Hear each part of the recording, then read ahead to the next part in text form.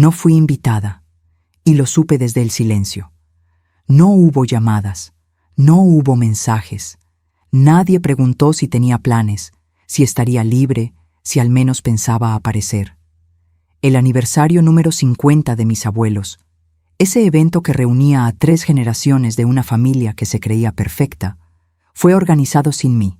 Mientras todos se vestían con tonos beige y champán, posando para fotos sobreactuadas, yo estaba sentada en la misma silla donde años atrás me habían dicho que no era realmente una del Márquez. Ese apellido, ese escudo de arrogancia familiar, me fue negado con la misma frialdad con la que se sirve una copa de cristal vacía. Crecí entre risas que no me incluían, entre secretos susurrados cuando yo entraba al cuarto. Y ese día, cuando vi la foto grupal publicada en redes, todos con su mejor sonrisa y yo convertida en una sombra ausente, supe que ya no me dolía, me encendía. A veces, la mayor traición no es un insulto, es la omisión. El modo en que te borran de una historia como si jamás hubieras existido. Pero yo recordaba cada gesto, cada desprecio, cada cena en la que me hicieron sentarme en la mesa de los niños, aunque ya tuviera 20. Cada vez que me presentaron como la hija de Clara, como si mi madre no mereciera ni mismo ser mencionada por su nombre completo.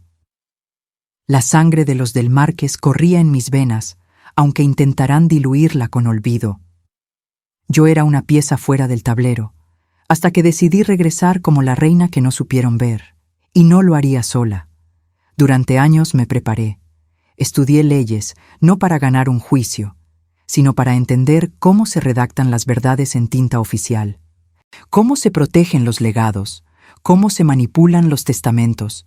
Mi madre, la hija ilegal, según ellos, nunca buscó venganza, pero yo nací de esa herida, y cuando supe que esa fiesta era más que una celebración, que esa noche iban a anunciar la sucesión del apellido, la repartición simbólica del poder familiar, el nuevo legado del Márquez, entendí que tenía que estar allí, no como invitada, sino como presencia inevitable. Y lo que nadie imaginaba es que yo llegaría acompañada. Llegué justo cuando todos alzaban las copas. Nadie me vio entrar al principio. Mi vestido negro, sin brillos ni adornos, contrastaba con el espectáculo de lentejuelas y sonrisas plásticas que llenaban el salón. Me mantuve al fondo, respirando hondo, como quien camina sobre ruinas, esperando el momento exacto de pisar la grieta. Ahí estaban todos. Mi tía Eloísa, con su perfume empolvado y su risa altanera, mis primos, con copas en la mano y herencias aseguradas en los contratos, y mis abuelos, al centro de la mesa, iluminados como si fueran realeza. Nadie mencionó mi nombre. Nadie preguntó por mí, pero algunos, al verme, empalidecieron, como si un fantasma hubiera entrado al salón, y, en cierto modo, era verdad. Me acerqué sin prisa, no buscaba escándalo, no vine a gritar, vine a pronunciar verdades que ellos fingían no conocer. A mi lado caminaba un hombre mayor, delgado, con pasos lentos y mirada afilada. Nadie lo reconoció de inmediato, pero bastó que mi abuela lo mirara por 3 segundos para que la copa en su mano temblara. «¿Qué hace él aquí?», murmuró, intentando disimular el terror que crecía en sus ojos. La respuesta estaba en mis labios, pero aún no la daría. Antes, dejé que todos vieran el silencio que se instalaba. El silencio de una sala entera dándose cuenta de que el pasado, ese que enterraron sin lápida, había regresado. «Buenas noches», fue lo único que dije, mientras los meseros paraban de servir y los músicos dejaban sus instrumentos. Toda la atención estaba en mí. «No fui invitada», continué, «pero vengo con alguien que tiene algo que decir, y esta vez nadie podrá callarlo». Nadie aplaudió, nadie rió. Ni siquiera mi primo Esteban, siempre listo para una burla fácil, se atrevió a alzar la voz. El testigo, con un sobre en la mano, dio un paso al frente. Y en ese momento, Supe que el eco de esas palabras rompería el cristal de todas las apariencias. Ellos se rieron cuando no me invitaron, pero dejaron la puerta entreabierta, y por esa rendija entró la verdad. Cuando el testigo colocó el sobre la mesa principal, el aire en el salón se volvió más denso que el mármol frío bajo nuestros pies. Mis tíos se miraron entre sí como si buscaran instrucciones en los ojos del otro, pero nadie se movía. Era como si un pacto tácito de silencio los mantuviera congelados. Yo, en cambio, sentía cómo el corazón me golpeaba el pecho, no de miedo, sino de fuerza. Por primera vez, yo estaba en control, no como la sobrina olvidada, no como la hija bastarda, sino como la voz que decidieron callar y que ahora hablaba con documentos.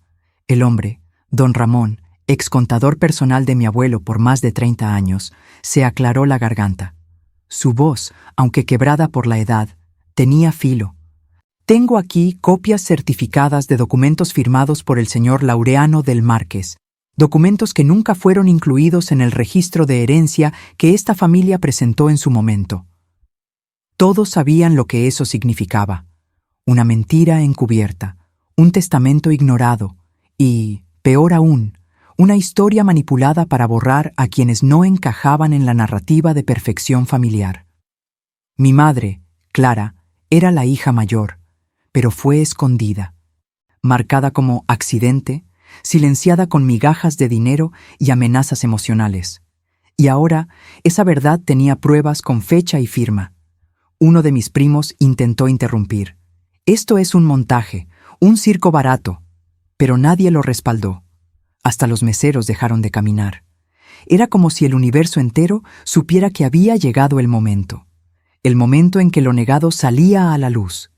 Don Ramón sacó la primera hoja y la mostró en alto, una declaración jurada, con sello notarial, donde mi abuelo reconocía públicamente a Clara como su primogénita, y pedía que su parte en la herencia fuera entregada, no a ella, sino a mí. Porque ella sufrió en silencio lo que yo no tuve valor de reparar en vida, decía la carta. Un murmullo cruzó la sala. Nadie se reía ahora. Si esta historia te está tocando el corazón, no olvides suscribirte al canal y dejar tu like. Eso ayuda a que más personas descubran estas historias reales de transformación. Mi abuela bajó la mirada por primera vez en años. Ya no era la mujer altiva que imponía silencio con solo levantar la ceja. No. En ese instante parecía más bien una sombra de sí misma, como si cada arruga en su rostro fuera el recuerdo de una elección que hoy regresaba a cobrar factura. Nadie decía su nombre, pero todos sabían que ella estuvo detrás de la decisión de ocultarnos. Que fue ella quien, en nombre de la pureza del apellido, negó a su propia nieta la oportunidad de pertenecer. Lo vi en sus ojos, reconocía la firma, y ese reconocimiento le pesaba más que todo el oro en la caja fuerte de la familia. Los murmullos crecían. Algunos parientes se levantaban, otros evitaban mi mirada. Nadie aplaudía, nadie sonreía. Mis primos, los que tantas veces me hicieron sentir una intrusa, ahora parecían niños pequeños sorprendidos por una mentira. Pero quien no iba a quedarse callada era mi tía Eloísa. Siempre creyó tener la última palabra. Siempre se creyó la heredera moral de la familia. Se levantó con la furia contenida de quien ve su castillo de cristal agrietarse. Esto no tiene validez legal. Son solo papeles viejos que nunca se incluyeron en el proceso notarial oficial, gritó, temblando. Pero don Ramón, sereno, le respondió con algo más potente que cualquier grito. No se incluyeron, porque ustedes lo impidieron. Esa frase cayó como un rayo. Y entonces lo vi. El silencio no era por sorpresa, era por culpa. Todos lo sabían. Todos fueron cómplices, directos o pasivos, de un pacto de silencio que pretendía desaparecerme. Y ahora, con el documento en mis manos, no venía a pedir un lugar en la mesa. Venía a reclamar lo que nos negaron, nuestra historia, nuestro nombre y nuestra voz. Entonces, don Ramón pidió algo más.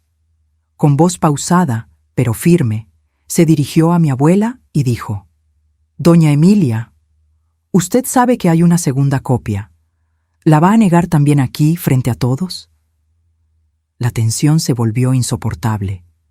Mi abuela no respondió, pero en su rostro se dibujó el peso de alguien a punto de perder no solo una herencia, sino el respeto que le quedaba. Se giró hacia uno de los mayordomos antiguos, uno que me recordaba de niña cuando me dejaban brincar escondida en los jardines, y murmuró algo al oído. El hombre desapareció en segundos. El salón, ahora completamente en silencio, aguardaba. Nadie sabía qué iba a pasar, pero todos sentían que lo que vendría no se podría deshacer. Unos minutos después, el mayordomo volvió. Traía una caja de seguridad pequeña con combinación digital. La colocó sobre la mesa como si cargara dinamita emocional. Mi abuela respiró profundo y tecleó la clave. El sonido del clic fue más fuerte que cualquier palabra dicha esa noche.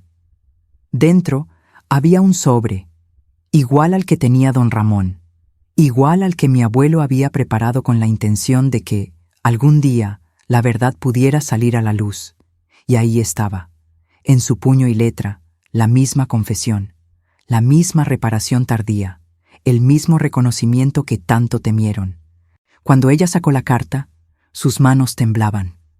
La miró, la leyó en silencio, y por un instante creí ver lágrimas en sus ojos, pero no supe si eran de vergüenza, de dolor o simplemente de impotencia. No dijo una palabra. Me miró. Luego miró a todos los presentes y simplemente asintió.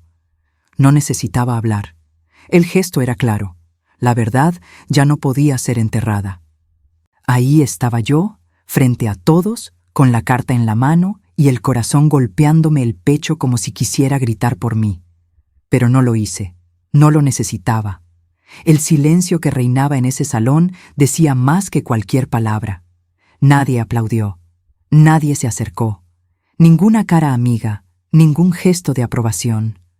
Solo miradas esquivas, copas medio vacías y rostros que ya no podían fingir superioridad.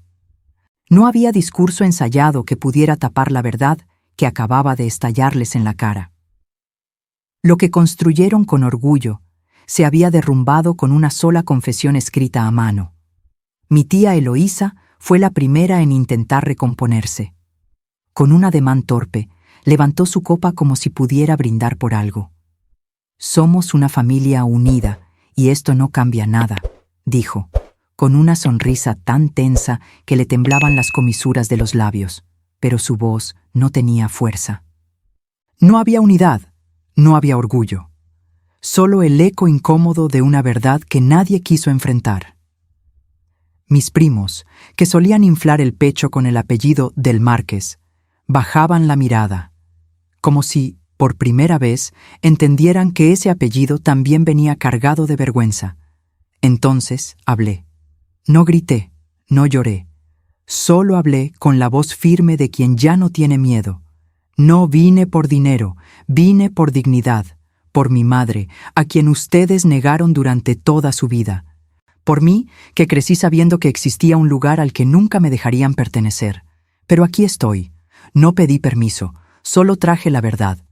Nadie se atrevió a contradecirme, porque sabían que no había nada que pudieran decir para defenderse. Esa noche no gané una herencia, gané algo mucho más poderoso, el derecho de nombrar mi historia con orgullo. Esa noche hubo una silla vacía en la mesa principal. No era por olvido ni por protocolo. Era porque, por primera vez, alguien tuvo que ceder su lugar. Y no fue por voluntad. Fue por justicia. Cuando la verdad se sienta a la mesa, el ego se levanta. Vi a mi primo Esteban dejar su copa, caminar hacia su padre y susurrar algo con furia. Sabía que esa silla le correspondía en teoría, pero ya no en legitimidad. En su rostro no había enojo, había miedo. El miedo de perder no solo un apellido, sino el privilegio de toda una vida construida sobre la exclusión de alguien más. Mis abuelos permanecían en silencio. No se levantaron, no me abrazaron, no intentaron justificar nada. Creo que sabían que ya no era posible, que cualquier palabra ahora sonaría hueca. Y aunque una parte de mí aún deseaba oír un perdón, entendí que hay heridas que solo sanan cuando uno mismo las cierra. Yo no necesitaba sus disculpas, necesitaba su reconocimiento, y lo obtuve, no con flores, con documentos, no con sonrisas, con verdades que ya no podían borrar. Don Ramón se acercó a mí antes de irse. Me miró con una mezcla de orgullo y melancolía. Tu madre estaría orgullosa, pero también triste, me dijo. Asentí. Lo sabía, porque este triunfo no era dulce, era justo, pero estaba teñido de dolor. Dolor por los años de silencio, por las fotos que nunca tiramos juntas, por os natais em que ela sorria mas olhava pro chão quando falavam da verdadeira família. Esta história no se trataba solo de herencia. Se trataba de ocupar el espacio que nos negaron desde el principio. Antes de que la noche terminara, alguien, por costumbre o por cinismo, sugirió tomar la foto oficial del evento. Esa fotografía familiar que todos los años enmarcaban y colgaban en la entrada del rancho como símbolo de unidad, poder y legado. Esta vez, la disposición de los cuerpos no fue tan sencilla. Nadie sabía dónde pararse. Algunos lo evitaban, otros fingían normalidad. Pero en medio del caos silencioso, el fotógrafo me llamó.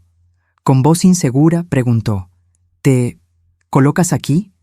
Y me señaló el centro, al lado de mi abuela, en el lugar que siempre fue reservado para los legítimos.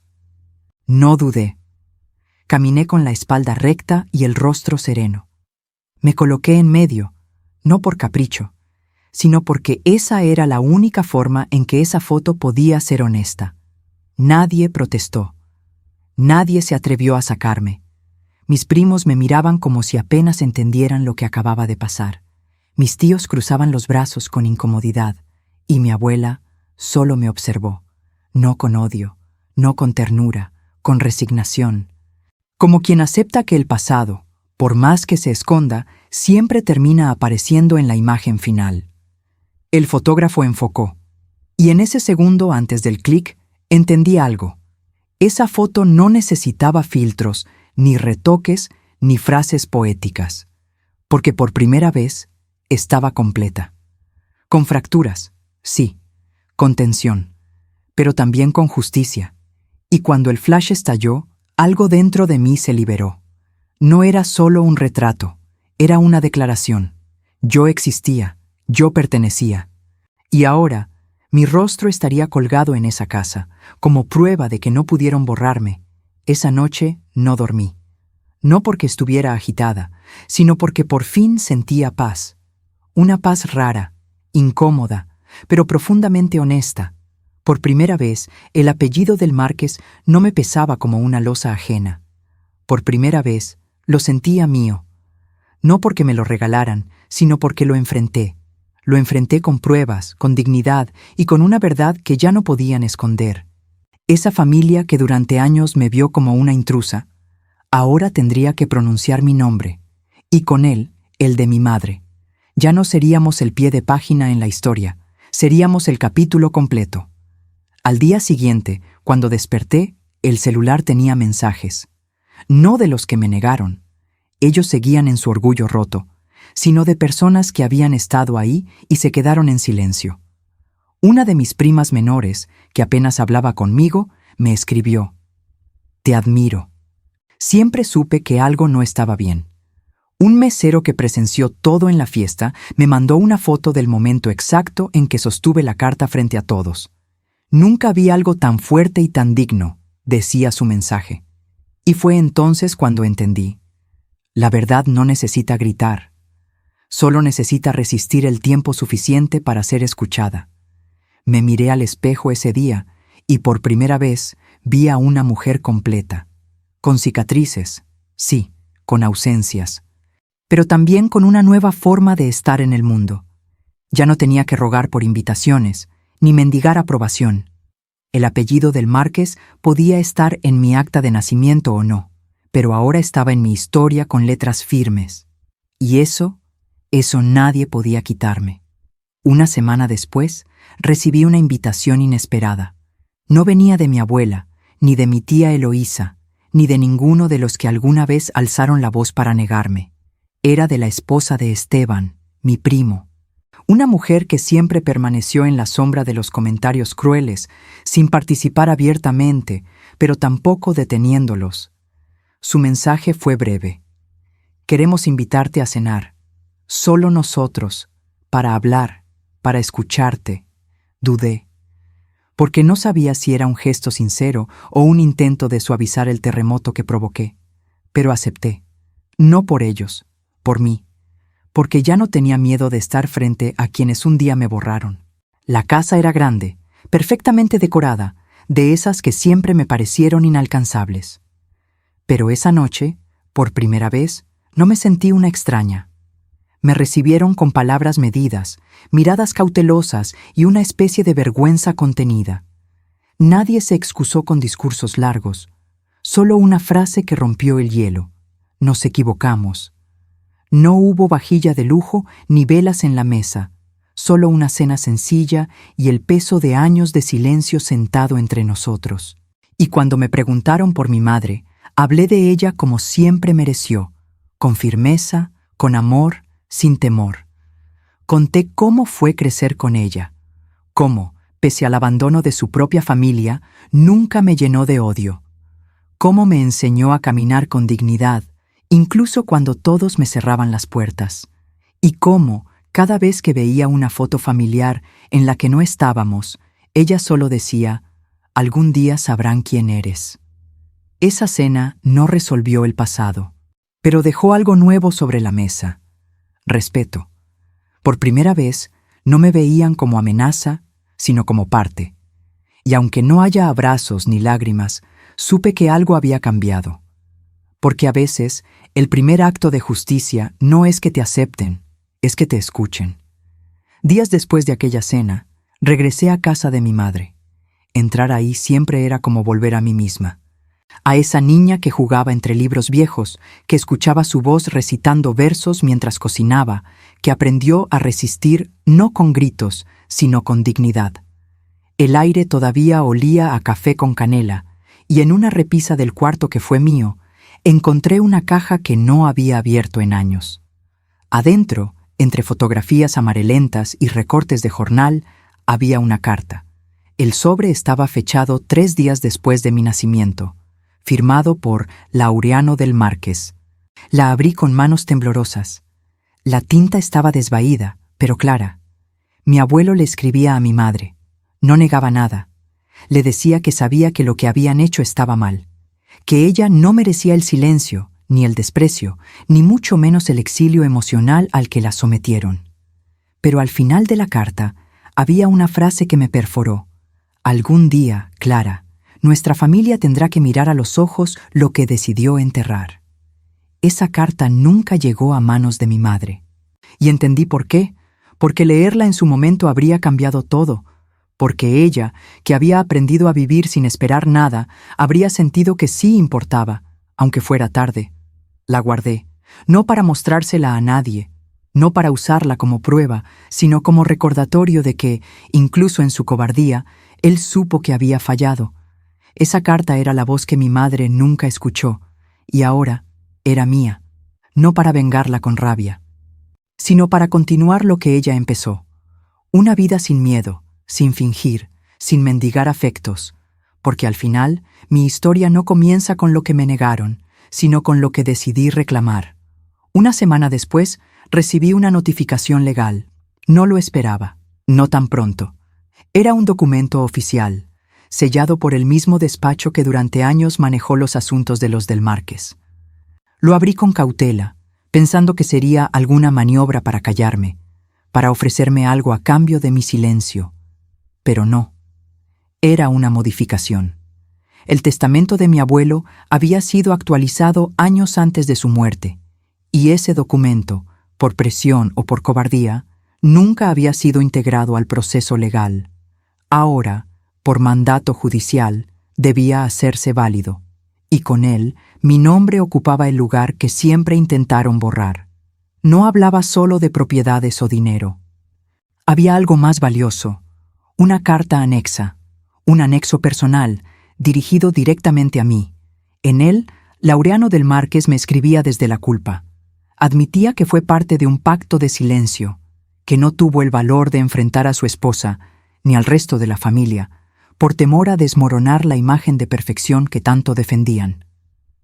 El apellido que tanto protegimos fue, en realidad, nuestra mayor prisión. Al final, me pedía que no repitiera sus errores, que usara mi nombre con dignidad, no como arma, sino como faro. Ese día no lloré, porque no se llora por una herencia. Se llora por la ausencia, por el que no estuvo, por lo que nunca fue dicho en vida. Pero algo dentro de mí se acomodó, como si la historia por fin cerrara su círculo, no para olvidar, sino para seguir. Porque entender el pasado no lo borra, pero sí impide que te controle. Y yo, en ese momento, entendí que mi mayor victoria no era heredar, era trascender. La primera vez que escuché mi nombre completo en voz alta dentro de la familia fue en una reunión notarial, un ambiente frío, con carpetas gruesas y abogados de expresión impenetrable. Estaban todos, mis tíos, mis primos y también mi abuela, flanqueada por su bastón y por una dignidad que esta vez no le servía como escudo. El abogado principal leyó en voz clara, a favor de Mariana Clara del Márquez, y entonces ocurrió. Nadie protestó, nadie se levantó. Por primera vez no hubo burlas ni cejas levantadas, solo aceptación silenciosa, como si el acto de nombrarme, finalmente, les hiciera entender que yo nunca fui una amenaza, solo una verdad que decidieron negar. Mi abuela no me miró, pero sus manos, apoyadas sobre el bastón, temblaban levemente. Esa fue su forma de admitir que había perdido, o quizás que ya no tenía fuerzas para seguir sosteniendo la mentira. Lo supe en ese instante, la lucha había terminado, no porque gané una firma o un documento, sino porque, por fin, mi nombre ya no provocaba incomodidad. Ya no era un susurro a escondidas. Era una identidad dicha en voz alta, frente a todos, con peso legal y moral. Y eso, para mí, valía más que cualquier propiedad. Cuando salí de ahí, no celebré. Caminé sola unas cuadras, dejando que el aire fresco de la tarde me envolviera. Me detuve frente a una cafetería vieja que mi madre adoraba y pedí lo de siempre: café negro con pan de vainilla. Me senté en silencio, mirando por la ventana, y por dentro repetí mi nombre completo. Esta vez no me dolía. Esta vez lo decía con orgullo, porque ya no era solo una herencia lo que recibía, era mi lugar en la historia. Pasaron los días, y con ellos también se desvaneció la tensión más evidente. Pero no hubo llamadas, no hubo abrazos, ni disculpas tardías, y no las esperaba. La familia del Márquez no sabía cómo mirarme sin el filtro del desprecio que siempre usaron para protegerse, porque ahora ya no podían fingir. Yo no era una intrusa. Era la prueba viviente de que su perfección tenía grietas, y aunque el ambiente seguía frío, yo ya no caminaba con miedo, ya no evitaba sus miradas. Ahora, caminaba con la frente en alto. No porque me lo permitieran, sino porque me lo gané. Volví a la casa donde crecí. Ese lugar pequeño, sencillo, pero lleno de verdad. Caminé por la sala, por la cocina, por el pasillo que llevaba al cuarto de mi madre. En las paredes seguían colgadas nuestras fotos, nuestras risas, nuestras ausencias también. Me senté en su sillón, donde tantas veces me peinó antes de ir a la escuela. Cerré los ojos. Y por primera vez sentí que la herencia más grande no vino en un sobre, ni en una firma. Vino en su forma de resistir, en su silencio firme, en su manera de amar sin rencores, de enseñar sin gritar, de sostenerme incluso cuando a ella le temblaban las rodillas. La historia oficial puede seguir ignorándola. Pueden seguir diciendo que no fue reconocida, que no estaba a la altura. Pero yo sí sé quién fue. Yo la vi luchar, llorar en secreto, sonreír para que yo no me rompiera. Y ahora, Mientras el mundo cree que heredé tierras y títulos, yo sé la verdad. Heredé su fuerza, heredé su dignidad, heredé el valor de no bajar la mirada jamás. Volví al rancho una última vez, no por nostalgia, no por obligación, fui por elección. Quería caminar ese lugar que tantas veces me rechazó, pero ahora con otros pasos. Al llegar, todo parecía igual, la verja de hierro forjado, los cipreses alineados, los retratos enmarcados en el corredor central. Pero algo había cambiado. Entre ellos, colgaba la fotografía de la última fiesta. Aquella donde, por primera vez, estuve en el centro. Me detuve frente a ella. Nadie la había movido, nadie la había quitado. Ahí estaba, mi rostro, sin retoques, mi lugar, sin permiso, mi historia, sin silencios. Caminé hacia la biblioteca del abuelo, donde tantas veces me negaron entrar. Esta vez no pedí acceso, lo tomé, abrí los cajones, leí sus notas, y al final dejé la carta que encontré en casa de mi madre, la que nunca llegó. La coloqué sobre el escritorio con un único mensaje escrito por mí. Ahora sí, está todo dicho. No lo hice para él, lo hice para mí, para cerrar el círculo, para entender que venganza no es gritar ni destruir. A veces, venganza es sobrevivir con elegancia. Es seguir de pie cuando esperaban verte doblada. Es hacer que tu nombre se escuche, sin tener que levantar la voz. Al salir, miré por última vez ese lugar, no con rencor, con memoria, con una paz nueva que no sabía que existía. Me fui sin girar el rostro, porque ya no quedaba nada por probar, porque todo lo que me habían negado, lo construí con mis propias manos. Porque esa niña excluida, esa hija negada, esa nieta no reconocida, se convirtió en mujer. Y no solo heredó un apellido, heredó el poder de contar su historia, en su propia voz. Gracias por llegar hasta aquí. Si alguna vez viviste algo parecido, comparte tu historia en los comentarios. Suscríbete para no perderte nuestras próximas historias de venganza silenciosa, porque a veces el mayor grito es el silencio.